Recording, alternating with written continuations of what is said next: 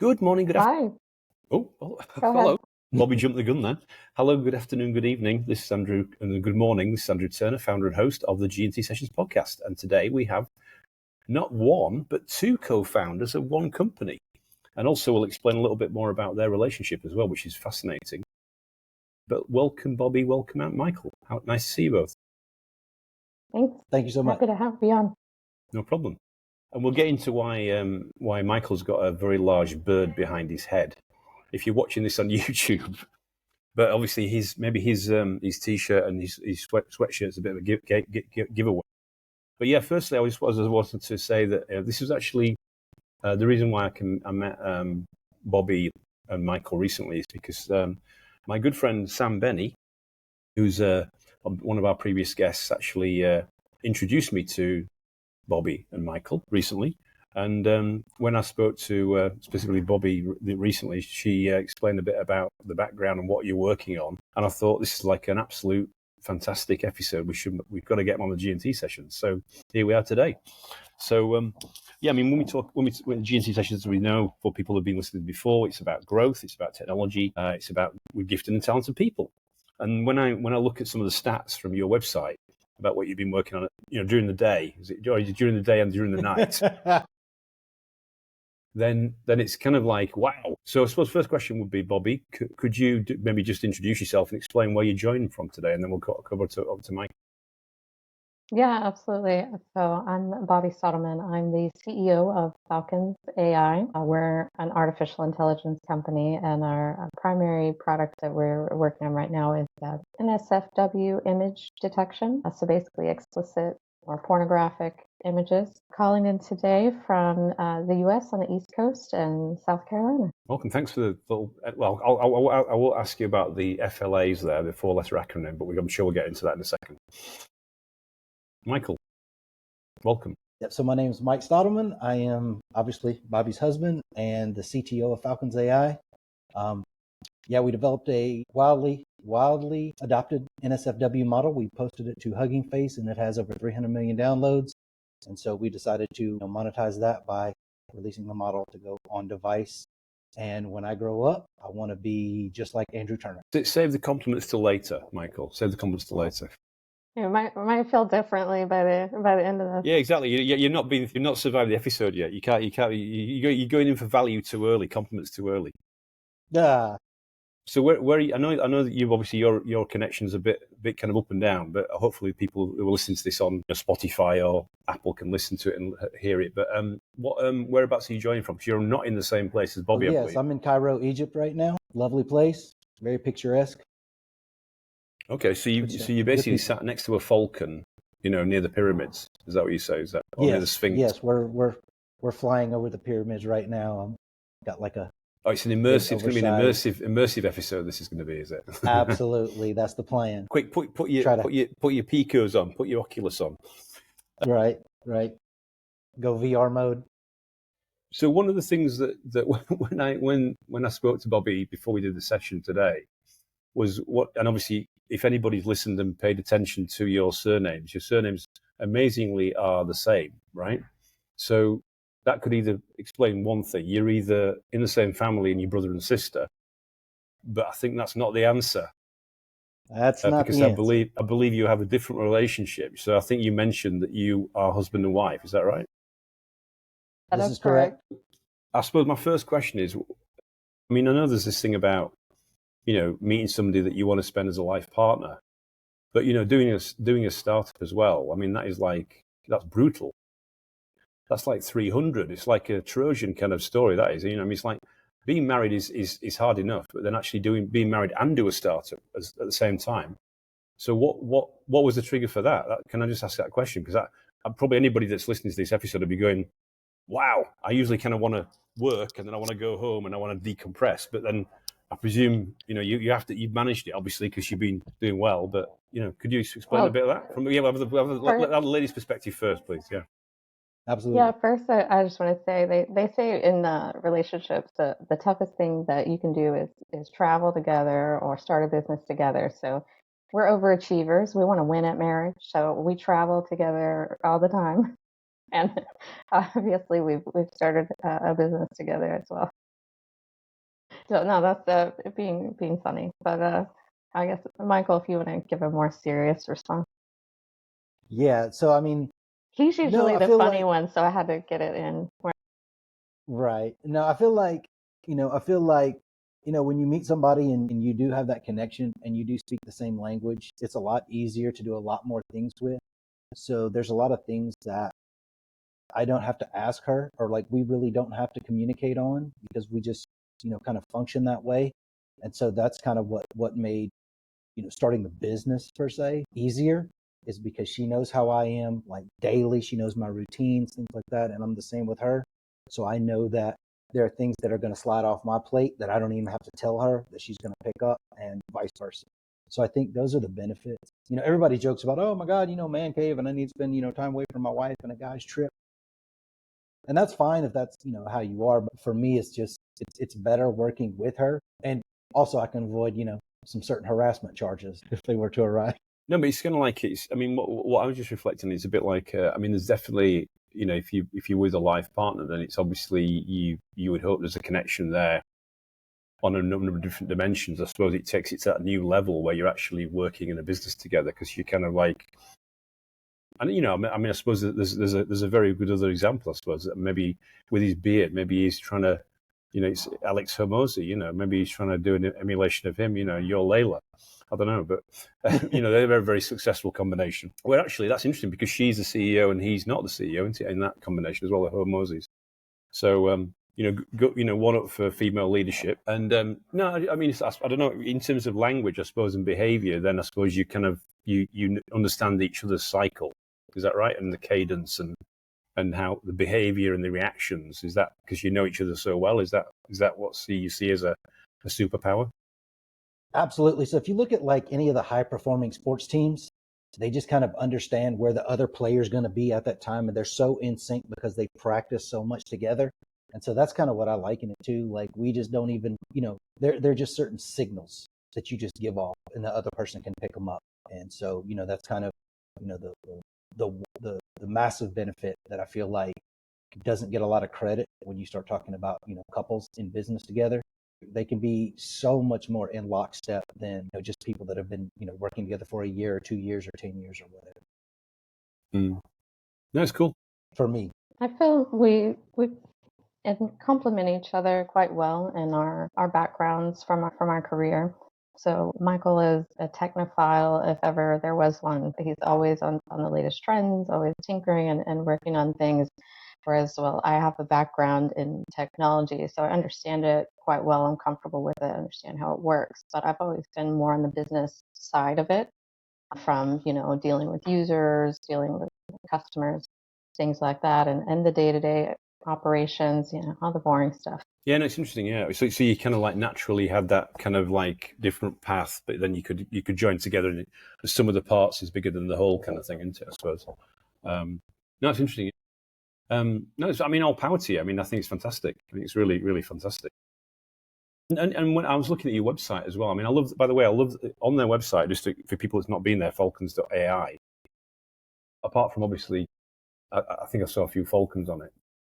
They're obviously not a wildlife, they're not a bird sanctuary, by the way. They're an AI company. But you know the thing where you move the cursor around your website and it's like it's got this fire. It's like it kind of follows you. Yeah, it's like wow. Yeah, I deployed that. I deployed that probably like a week ago, 2 weeks ago. I really like the effect. So thank you for that. Yeah, because normally you can't. You lose your cursor, and you've got no hope of losing your cursor when there's this like. Increase our time on page. Yeah, exactly. Just like playing with your dwell time. Everybody's trying to write the name in the fire. Yeah, exactly. I'm on fire. I'm on fire. There's that famous song in it. Whatever's on fire. Yeah, I don't know. We're not going to digress down that rabbit hole. But the interesting thing I saw, and I know you touched on some of this thing right at the beginning, was some of the stats you put on that website. I mean, can you just go through them again and what they are? Because I know you kind of rattled them off because you probably say them every day to people. But can you just explain some of the dimensions of your business and what's been going on? Because obviously I understand you're playing in the open source space, but also you're commercializing it as well. And also you've got a geographic focus and you've got a focus around certain use cases. Can you just explain a little bit about that? Because it's just like, it blew my mind, some of the stats you shared last week, Bobbi. And I was thinking, And then you look on your website and you go, oh my God, amazing. Yeah, so for the geographic focus, we founded the company originally while we were living in the UAE. But we are an AI company. We're working on very varied and different kinds of AI projects and putting things out onto Hugging Face, which is the big open source platform, obviously, for AI models. So, several of our models have gotten quite a lot of traction, but the one in particular has been kind of mind-blowing even for us. So it's the not safe for work NSFW image detection. So that has, I think, over 325 million. I haven't checked it in a couple of days. It might be higher. 325 million downloads at this point, and continuing to grow. So from that, of course, it is open source, so it is being used publicly we found it in over 400 public GitHub repositories, so there's no telling how many private repositories are utilizing it. Clarify, who is a leader in the content moderation space, has picked it up, and they have it layered into their image detection to help with detecting NSFW imagery. Replicate.com is hosting it on their platform for people to access via a paid API, and it's got over 60 million runs there. Additionally, so you may have, if you're into AI, you may have heard of Black Forest Labs and their Flux generative models. They also use it layered into their image generation models to keep them NSFW compliant as well. So I think if you look on Hugging Face right now, I think we're number 2 or at least top 5 in most downloaded models in the past 30 days. So if you think that's more than DeepSeek, that's more than a lot. Manus, so basically, Manus. we're Manus, yeah. So we're up there with Meta AI models, BERT transformer models. So we're pretty stoked about that. Yeah. That's so amazing. I'll tell you a funny story about the origin of the name. So when we first got to the UAE, we were at a hunting and fishing exhibition in Abu Dhabi. And I was speaking with a gentleman, and he was talking about they have falcon hunting and falcon races. And I never heard of that. And so we were just talking, and I told him I work with AI, or I work in AI. And he was asking me, could I develop a model that could predict the race winner? And so I told him no, but I could develop a model, his birds and their data and how they performed at various tracks to, give him kind of insight on which bird to take to which track. So he did that. And then when we were starting the company, we were looking for a name. And that's when Bobbi told me, why not Falcons AI? You just did that model to, predict the falcon races. So that's kind of the origin story of how we got the name. And it actually fit for the region too, because obviously, the moniker over there is the Falcon. So it kind of all worked out. Yeah, I mean, and also obviously, I don't know if it's true, but I don't know which bird has got the best eyesight. Is it the falcon, or is it the eagle? I don't know. It's that kind of space, isn't it? You in a way, you've got to. Correct. I presume it's the kind of the visual eye concept as well. Was that the absolutely part of the kind of idea? That's why the majority. Yeah, you're right. So that's why the majority of our products, and I think the area where we excel in is computer vision. Things like that. And just a quick question. I mean, so to get that much adoption, how long has it taken you to get that adoption then of that many downloads? Has it been like months, or has it been years, or how long have you been operating or made that model available? So that model is original. Go ahead. Go ahead. I'm sorry. No. You can go ahead. That particular model was originally posted to Hugging Face in, I think it was September of 2023. So within the first year, we hit 20 million downloads. It really just, January of this year, 2025, it just started going, really, really gaining in popularity. So since the beginning of 2025, we've seen about 2 to 3 million downloads per day. That's incredible. Yeah, but I think I suppose that thing about traction. The generative images. Sorry, say again? I'm sorry, generative images. Yeah. I think the proliferation of the explosion, on-device image gen, all of that, people deploying their own image generators. I think that's where the majority of the adoption comes in, because now you put yourself or your company at risk for generating these types of images. And just a quick question. So the way that you apply that model is effectively, do you connect to their internal systems, and you constantly are scanning for the compliance to the model? Is that how it works? What's the idea? How does it actually operate? So there's two things to consider. So we have our open source model, which is available on Hugging Face, and people are using that in a variety of ways because it's just the vision model that does the detection. So as Michael said, people are using it to keep their image generators safe. People are using it for marketplaces. Anytime you have user generated content and you want to keep what they're uploading safe, if people are downloading it into their companies, checking email and stuff. So we are also working on a version 2, so to speak, of that model, which will not only be better performing than our open source model, but also we're building a custom model architecture, which I'm sure Michael will explain much better than I can, to get it onto device, and that will be available at the enterprise for companies to keep an eye on the actual image content that is come into their internal network, to make sure that everything is being kept safe and on the up and up. So Michael, if you wanted to add to that. Yeah, I mean, so the new architecture that we're building out, or that we have built out, is basically it's a low power, low footprint model. So if you want to do like comparisons, the model available on Hugging Face is probably about 385 megs. The current model that we have deployed is 4 megabytes with the same level of accuracy. The next version will be sub megabyte level. And the reason for that is to be able to go on device specifically. So if you think about like CCT cameras, wearables, like on Ray-Ban the glasses, edge, on the edge, basically. Correct. Yeah. 100% truly edge, truly energy efficient, low footprint inferencing. So for perspective, the size of the model itself is smaller than some of the pictures you have on your phone. Correct. Yeah, I spent a few decades in telco, so I understand about IoT and on edge and stuff like that quite well. Yeah, interesting. Oh, wow. So but this thing about models, right? So, there's been this kind of thing, this model. Last year there was this model, what do you call it? Model league tables. My LLM's bigger than your LLM. My model's like more complex than your LLM. Look at the size of my model. Blah blah blah. It's like you're in a bar or something. I've got a huge model. Look at the size of my model. Right. SLMs, LLMs, blah blah blah blah blah.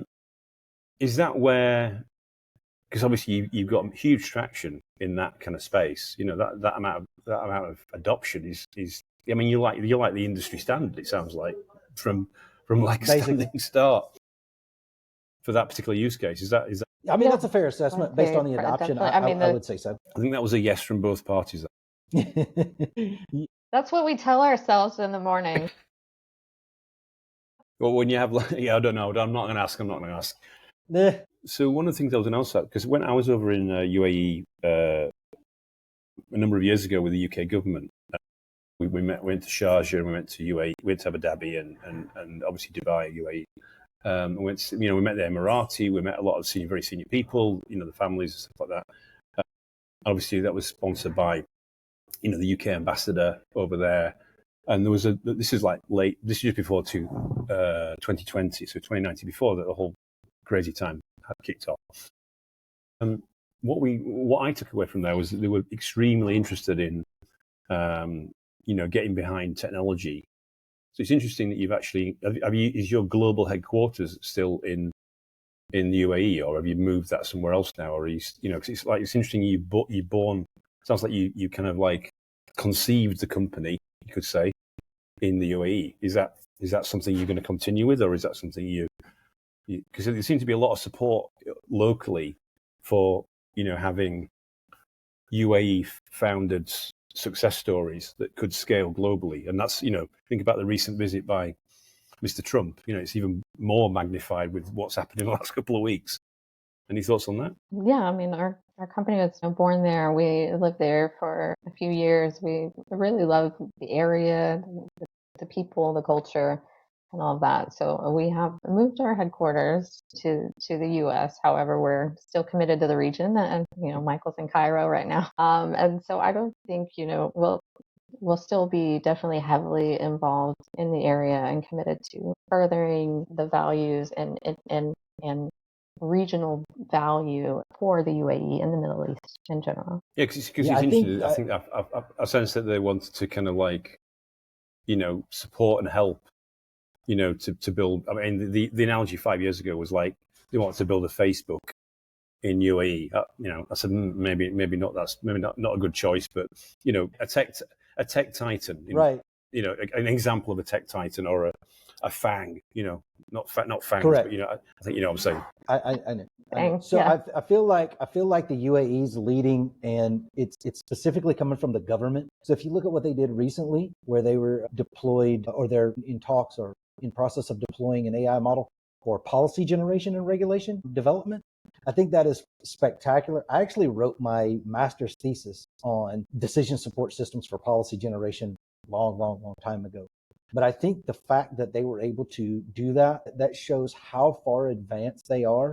And that, like I said, that's specifically from like the government perspective. So if you have, a government that's, that far out front and trying to adopt and reap the benefits of these newer leading edge technologies faster, I think that's actually a key driver of, the economics and the excitement around AI in the region. So super fans of what the UAE government's doing there in the tech space. They are definitely visionaries. Yeah. I mean, if you look at compared to others.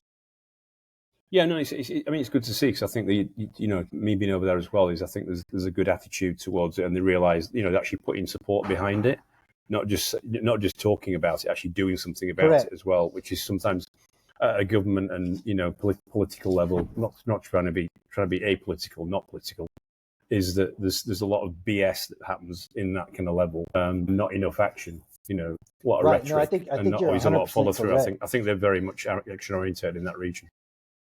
Yeah, I think you're 100% correct. Me and Bobbi speak all the time about, kind of being disheartened by, let's just say, the quality of decision making going on, right? Just globally.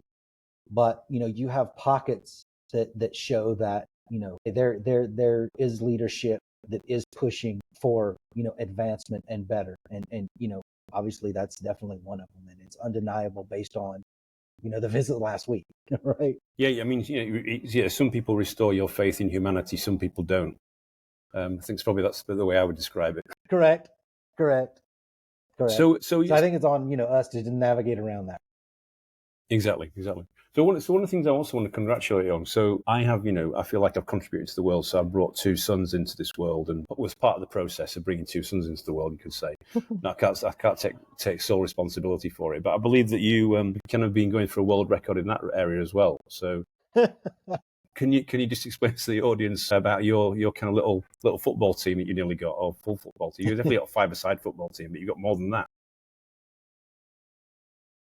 Right. Well, so we're gonna have to decipher: are we talking about European football or U.S. football? The only football that we can talk about is European football. Well, given that you're not on this side, you're on this side of the pond. If we're recording this episode when I was in San Francisco, then we'd be talking about that other kind of football that people have to, when they have to put these helmets on, and run around. The helmets on, like Hulks, violent and aggressive and full contact. Absolutely. No comment. I'll let Bobbi speak to that. Go ahead, Bob. Sure. So many people are quite shocked to learn that Michael and I have 8. Yes, that's right. I said 8 children. Yeah. Well, it's lucky numbers. Lucky numbers, wasn't it? So 888. Yeah, I've heard it's quite fortuitous. Actually, I think, what inspired us to create the NSFW model actually was inspired by our children. Our youngest really loves the online games like Roblox, Minecraft, and another parent, is a friend of ours, was telling us about, this content that comes across these platforms. And, if you're not, as much as you would like to be, you're not watching your kid every second while they engage with these platforms. So since AI is what we do, what can we do to kind of put something out there to, help with, this problem? So that's when Michael started tinkering with, this particular model and put it out there. Yeah, no, I mean, all I can say is congratulations. It's bad enough that you're number 2 in the top of the pop charts with AI models, but to actually manage that and to corral and Well, you're not coding, Michael. I know what you're doing, basically. No, kids are great though. I mean, so and you're a parent, so you understand this. Anytime that, I think with kids, they don't let you get too high or too low, right? So no matter how great you think you are, your kids can always bring you down to earth. And, no matter how bad, no matter how bad of a day It's you're very having, grounding. It's a very grounding experience. absolutely, Exactly. absolutely. But there's also the other benefit, right? So the pendulum swings back. So no matter how bad of a day you have, there are things that they can do that can completely shift your perspective and pick your day up. And you realize, like, hey, you know what? This is why I go through what I go through. This is what makes it work, right? And so that's what I think. That's the thing, is that they can see through their eyes, and they're very observational, very detail oriented. It depends, it's like, I've actually had to try to get Ben and James, my two sons, on this podcast, but I've failed so far. But, over my dead body, I will get them on this show before they retire, or before I retire. But yeah, I think that would be a great show, interviewing your kids. Like that would be spectacular. Well, no, the interesting thing was he was 14 when he came on the show. Mike, he's like, they call him the real Tony Stark. He's based in the US. He had two tech startups, CEO of two tech startups at 14. He's done work for the DoD, nice. stuff like that. He's a bit of a, child prodigy. He came on the show, fantastic episode a few years ago. And then I said, Ben and James, come on the show with Mike. Mike says he'll come back on with the show with you two. Oh no. What will our friends at school think? just like, what kind of reaction is that? Anyway, so I'm not giving up yet. I'm not giving up. Just imagine you two having a host of a podcast, with all your kids on. But great, that'd be a very interesting conversation. No, we'd have to get like what is it? The panoramic view camera for that one? Yeah, the one that the one that follows the person around. That follows the person that's speaking. Yeah. Right. The harder part would be pinning them all down. Most of our kids are actually adults now, and they all have their own things going on. So actually just coordinating that many is very difficult. Well, you just have to have some chairs, with rope. You just like tie them to the chair, That's my idea anyway about Ben and James. No, but I think it's interesting you said about the origin story as well, because I think, all I can say is I used to work for a big retailer and used to run their mobile business. The shock horror, I once got an incident through our call center where a young boy, what's his name, allegedly had bought a phone in one of our stores, a very famous brand in the UK, like number one retailer in the UK. And apparently they had this PORN images on their phone, right? So how could they have bought it in a store and suddenly these images appeared? So I had to do a massive investigation around that. Obviously, got into the news, and we had to manage that process. Oh no. We found out the situation eventually that actually the boy admitted, because he'd said it was on the phone when he bought it, but obviously through discussions he actually admitted that he downloaded it from the internet. But obviously your technology would have identified that, etc., etc. So I can relate to the story, I can relate to the use case absolutely 100%, because that was like a very squeaky bum moment in my operations model about, okay, where does this obviously not the kind of thing that you want as a major brand in a business, and you've got to try and work out to manage that. So I can understand exactly, I can relate to because obviously the proliferation of images and bad actors and all that kind of stuff it's not going down, it's going up, isn't it? So you need some smart, intelligent tech to work it out and protect yourself. And that's the rub, right? Maybe it's not something that you deal with on a daily basis, but when it comes up, it has the potential to have an impact that is huge. Like you said, you get bad press, and do brand, reputation damage.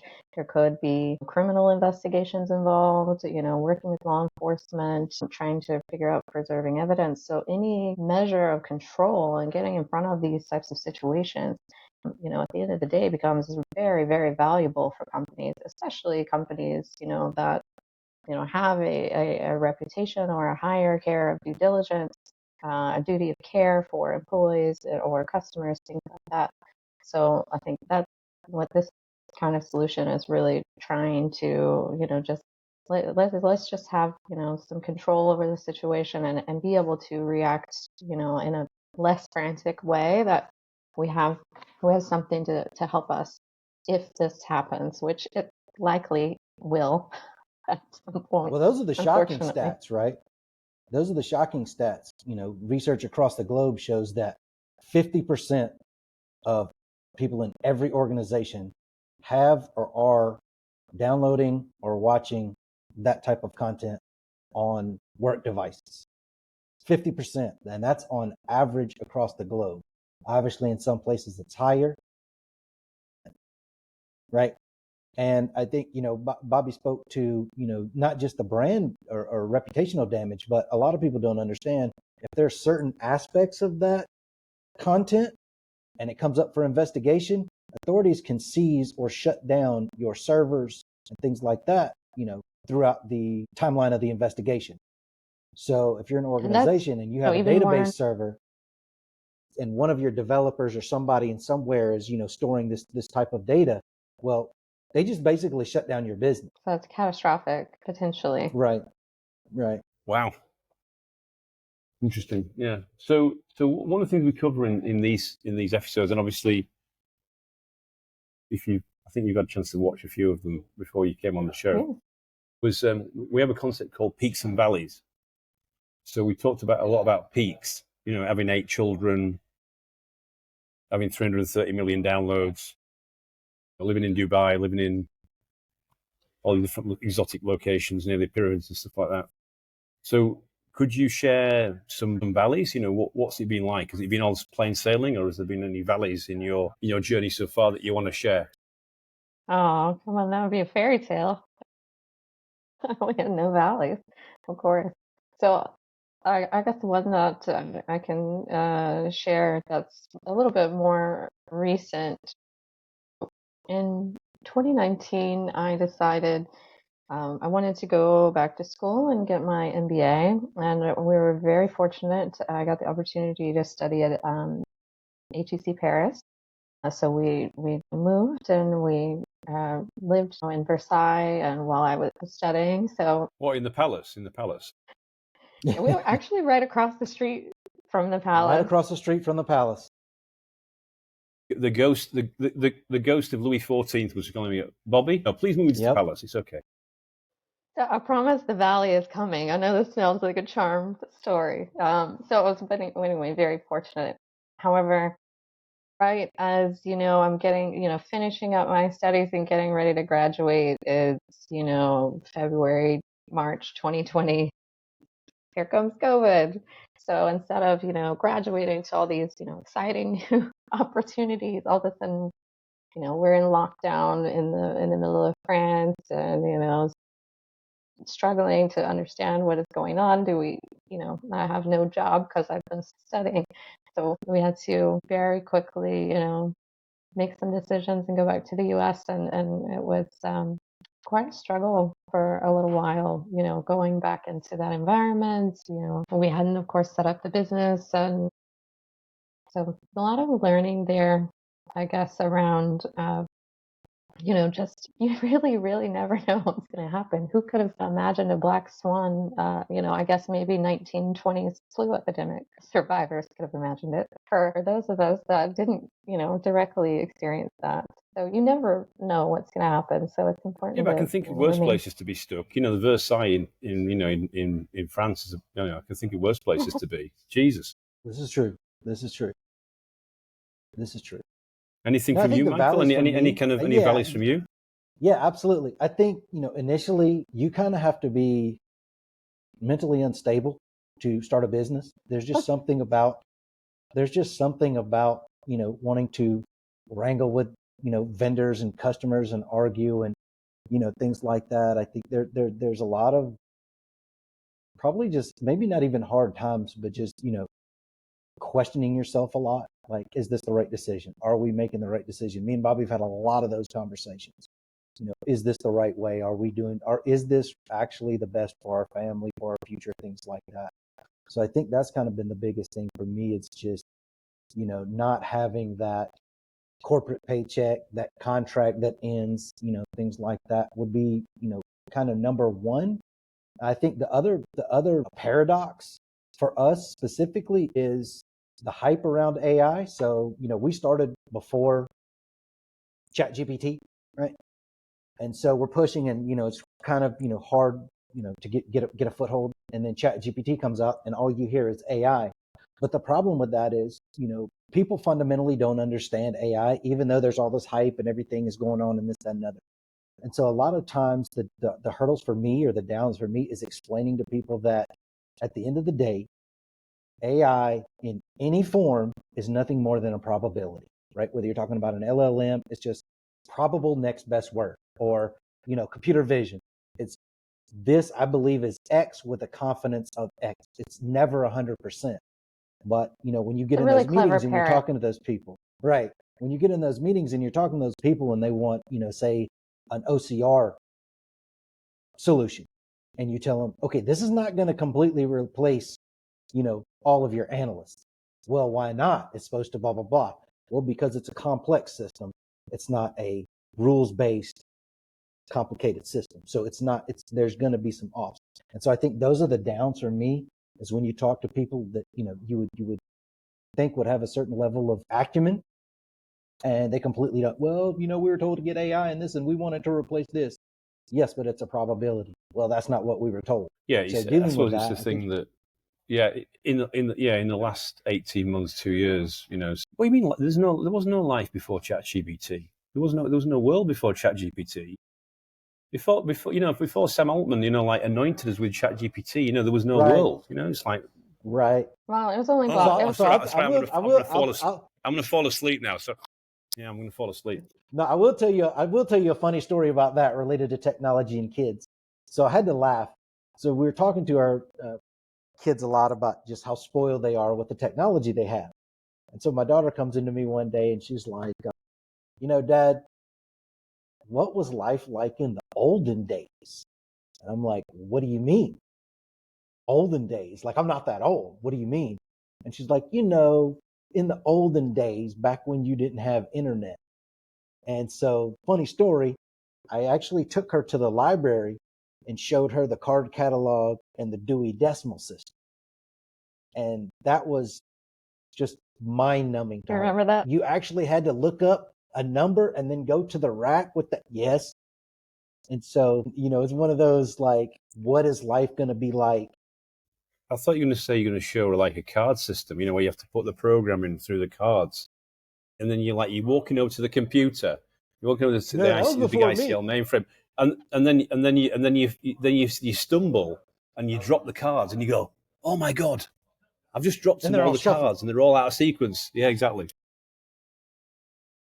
No, that was before me, but just so that's one of the things that when you start talking about the advancement in kids and technology, I think that those are the pick me up times. Well, you see, what you should do is you should, so I'm a Yorkshireman, I'm half Yorkshireman, half Irishman, right? So what we should do is, the Four Yorkshiremen sketch with the Monty Python, this oh yeah, yes. I used to lick road clean with my tongue and all that kind of stuff. Used to go to bed half an hour before I went to sleep and all that kind of stuff. But basically, you should do a tech version of that. It's like, when before mobile phones and before internet and stuff like that. You see, maybe we should do that, record that. Oh, that would be funny. Then you can put it on YouTube, and then obviously all the kids will go, "Oh, really? That was a long time ago." And you say, "No, it's only 15 years ago." Right. I mean, most people can't remember life before the iPhone. Sit down, children, and watch this video, and then you realize how lucky you are getting an iPad. Absolutely. Thank you for sharing those little snippets of the peaks and the valleys. So in terms of the future, then, so given you've already dominated the whole world, and obviously, the top of the pops, what's next? What's next for Falcons.ai and Bobbi and Michael? Any thoughts on that? Well, presently, as I mentioned, we're working on our V2 and bringing that as more of a commercially available product. So not open source, but I think that will allow us to continue feeding back and contributing to the open source community. So we'd like to continue doing that. So, I think this and other big, hairy problems really interest us. Absolutely. So if we could make, the kind of progress on this particular problem that, could actually make, 300 million downloads. Yes, there's a lot of traction, but, how can we negatively impact the gross revenues of the porn industry? That would be great. But beyond that, we'll see. Like I said, we really like the big hairy problems like food security and homelessness and things like that, and how we can use the talents that we have, like in AI, to contribute and put forth something that might aid in a solution to these types of problems. Absolutely. Michael? So one of those solutions Bobbi was talking about. Yeah. So one of the solutions that Bobbi was talking about was, so we also have a solution called Precise AG, and it's free for farmers. And it's a mobile application that allows farmers to take a picture of their chicken, and from the visuals, obviously it's not medical, from the visuals determine if the chicken has signs of bird flu, right, as a way of enhancing food security and contagion management, right, feed into contagion management systems of different government to help curtail things, this, that, and other. I've recently gotten into a lot of looking at ways that AI can curtail these disinformation chains. So those routes, we actually have a model that I published a Hugging Face probably last year for fear mongering detection. Because if you notice, like, so much of the information going around, whether it's YouTube or podcasts or whatever, is just riddled with fear mongering. And I think, it's corrosive, to be honest. So, to Bobbi's point, to be able to use, our talents to kind of solve bigger, nastier issues, from food security to just basic, chipping away at human psychology problems. Yep, we could go on for probably hours talking about we can go very deep and very scary. We'd like to work on. No, it's I mean, all power to you, because I think it's interesting. I mean, what I was thinking when you were just talking, both of you, was like a truth seeker. It's like a truth seeker mission to get to the truth, what's really true and what's not true. Because, this whole fake and, this, obviously we touched on some of the things you're doing. Because I think that's what people need these days, is the truth. 100%. Especially, as a parent, and you would know this. I mean, you could think of 9 million horrors when you get out of bed in the morning that, you want to protect your family from. And so, you're talking about the downs earlier. I think, so there's a concept called the burden of knowledge in the medical profession, right? Why doctors make bad patients is because they know all the stuff that can go wrong. And I think, being in the AI space, there's so many things that I guess do not get presented, to the public for a good reason, right? You don't want to incite panic. But, I've been looking at just things from, just emergent communication patterns, right? How to determine if an AI starts talking to another AI in emergent communication to avoid human detection, right? Things like that. Is that possible? We already know it happened with the two Facebook chats, right? The two models, they developed their own language. Human beings, the researchers had no idea what they were saying, right? And so what happens when you start deploying all these agentic systems into critical frameworks and somebody poisons just one of those agents and it starts deviating the overall goal? So looking at stuff like that, like these big, nasty problems that, maybe they're here, maybe they're not yet, but somebody kind of needs to, be thinking about this and have somewhat of a solution or a plan in place. I mean, what you're talking about there is like tainting and pollution, pollution of the models, pollution and sewage. I suppose that's some analogies I was just thinking, words when you were talking there about the risk around that. Because, it's like, becomes then a self-perpetuating garbage in, garbage out kind of cycle, and just gets worse and worse and worse. Correct. And then another issue, they talked about it a little bit lately, but, the use of synthetic data to train models. So there was research that came out probably about a year ago where they called it MAD, model autophagy disorder, where models degrade over time based on them eating their own. It's like feeding cows, sick cows, right? Of course, the quality of beef is going to go down. And I use that reference specifically because my grandfather always used to tell me, like, if you think there's a problem, then there's a problem. Don't eat stinky meat, right? If you're in a situation and it smells bad, get out of the situation. But so I think, feeding these models more and more synthetic data, if we start looking at them as entities, right? What happens when they start having psychosis? And we don't know because They're still just generating content and headlines and newsreels and social media posts. But it may not be the quality from a semantic level, but it may just be a quality from a different behavioral level that's degrading over time. Who's looking into that? Who's, protecting from that? So just looking at all of that stuff to see, where things can go wrong, where things can be improved, I think will be the jobs of the future that, nobody's talking about. Microsoft just fired how many people?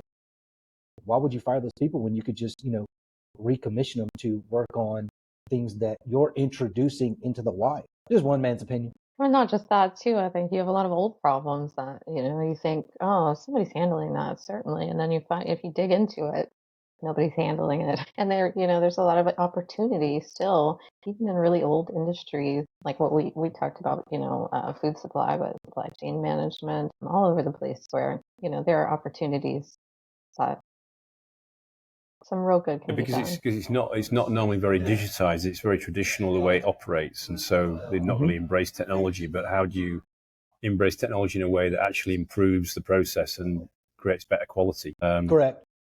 And de-risks it. I mean, that thing about chickens and food safety, and my mind's racing now based on what you just talked about. And oh my God, try not to think about it too much, especially if you have kids who love chicken nuggets. No comment. This episode is not sponsored by blah blah blah blah blah. Anyway, right. So I suppose, yeah. I mean, it's kind of like, I suppose it's a really interesting. I suppose for the audience, I suppose I'm just listening and saying that, hopefully the audience has got something out of today, and it's really fascinating what you're working on. Almost, much gratitude to Sam Benny for connecting us. I suppose, if people want to know more about what you're doing and how to collaborate with you, what's the best way of getting hold of you and getting some swag with Falcons on it? And I'm joking. I'll send you some. Yeah. We have our contact email on our website, which sends an email directly to us. You can also, reach out to us on LinkedIn, Michael or myself's profile, or on the Falcons AI page as well. And I suppose my final question was about if any budding founders and couples are listening to today's episode, what would be your one piece of advice, I suppose, from each of you for if people are, couples thinking about going on a journey and being a startup founders together? Any thoughts on that? From my perspective, I'd say the biggest thing that we had to learn, and I feel like we've done very well on it, but it was a learning for us in the beginning, was we might have a disagreement as colleagues, and or vice versa as a married couple, and to not let that spill over into the other realm, which maybe, sounds easy, right? But I think you have to be committed to your mission and what you're doing as an entrepreneur to understand that it has to be separate. If I'm mad at him, business still has to be done. So work me and him are still going to collaborate, and that just has to happen. So, Michael? No, I think my only advice would be just do it. Just do it. It's going to either break you up or it's going to reinforce what you already have. So for us, I feel like it's reinforced what we have. And I'm happy that, I get to go to work every day and, discuss things with not only my best friend, but one of the smartest women I've ever worked with. So, and she's my wife. The benefits are there. It's not all sunshine and roses. That's a big bonus. I thought it was all sunshine and rainbows and unicorns. I mean, I don't know the lingo like that. But I actually have a question for you. Wow, this. So go on then. Hit me with it. Yep. Go on. What's the question, Michael? So, what would the Andrew Turner be like with a 1,000 IQ? What do you think you would do? That's quite an interesting question. Mm-hmm. What to do with a 1,000 IQ? A 1,000 IQ. What do you think you would think about and do? Well, I suppose it's that kind of, it raises that kind of humanity question, doesn't it? About is the essence of the intelligence at that level, is it destructive or creative? Yeah. What's the soul? What's the essence of that individual, and how does it influence what that person or that individual could do with that amount of intelligence? I would say anything you wanted. You can do anything you want. I think what I when I started this journey 7 years ago, I just wanted to if I wish this show was part of my journey earlier on. The reason why I'm doing it is because I want to have great people on that other people can learn from, right? So I'm trying to create content that people can actually learn and part of their journey, because I didn't have that. The exit was a gap, and so I had to learn. You could say they learned the hard way, yeah. Right. So by failure, and then picking yourself up and starting again, and yeah. So yeah, probably that will be my meta theme. I think around it was about, and my hope would be, I would make the right decision for humanity and for the planet if I had that amount of power, because it's back to the responsibility piece. With great power comes great responsibility. That will be my kind of thoughts on it. Interesting. Wow, there you go. You see, you flip the table then. That wasn't part of the script, Michael. That's what the hell? No, I'm joking. Well, I just like to have really good conversations, and I like to get people's kind of, different thoughts, because when we're talking about AI, we're talking about super intelligence, and then that factors into IQ. So I always wonder, like, if you were that smart, what do you think you would think about or try to do or actually accomplish? So that's why I asked that. It's a great growth question as well, to think about what is it I would really like to do and impact. Well, just a slight aside, I've actually started to create a digital twin of myself. I was on a crazy call with Guy Kawasaki, the guy that used to be the evangelist for Apple, at 3:00 in the morning one morning, because I got up early, stupidly checked LinkedIn, and he was doing LinkedIn Live, and he's going, "What, Andrew? What time is it in London?" I says, "It's 3:00 in the morning." What are you on this LinkedIn Live for? I says, I just got off. It's that man thing, you have to go to the toilet, blah blah blah. And he was explaining how he's created his digital twin. He got all his content. So I'm in the process of doing that as well. So you heard it here first. But you're the real Andrew, right? I am. Yeah, I'm not the fake version. It's like, yeah. But you're saying that with these latest robots, that's probably not a test actually. But anyway, anyway, we digress. Thank you very much for coming on the show today. That's been Bobbi Stattelman and Michael Stattelman from Cairo, and from, whereabouts are you in the US? East Coast somewhere, isn't it? That's right. She didn't tell you, she's somewhere down the eastern seaboard. It's not quite as... I'm in South Carolina. Oh yes, South Carolina. Yeah, it's not quite as exotic. Well, it's more. No, it's not quite as exotic as Cairo, and definitely more exotic than where I am. Is the only place Venus flytraps grow. Wow. So maybe a little. You heard it here first. So for all you Venus flytrap finders, please check it out in South Carolina. Thank you for coming on the show today. And that was Andrew Turner, founder and host of the G&T Sessions podcast. Catch you later. Ciao, Thanks for having us, Andrew. Thank you for having us. No problem. My pleasure. Take care. Thank you.